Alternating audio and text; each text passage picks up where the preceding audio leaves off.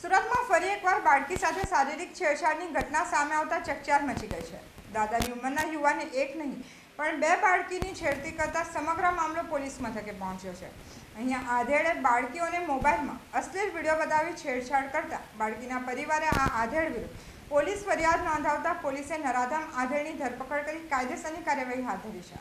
સુરતમાં સતત મહિલા સાથે અત્યાચાર સાથે બાળકીઓની છેડતી અને તેમની સાથે દુષ્કર્મની ઘટના સામે આવી રહી છે, ત્યારે ફરી એકવાર સુરત બગાડતી ઘટના સામે આવી છે।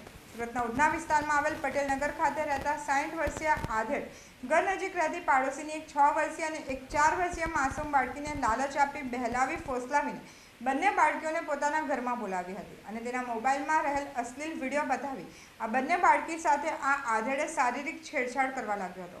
જોકે ગભરાયેલ બાળકી રડવા લાગતા પાડોશીઓ ત્યાં એકત્ર થઈ ગયા હતા અને આધેડની કરતૂતનો ભાંડો ફૂટી ગયો હતો। જોકે આધેડની કરતૂતોને લઈને બાળકીના પરિવારે 60 વર્ષીય અશોક શિવલાલ વિરુદ્ધ તાત્કાલિક ફરિયાદ કરતા પોલીસે ગુનો નોંધી આરોપી અશોક શિવલાલની ધરપકડ કરી વધુ તપાસ શરૂ કરી છે।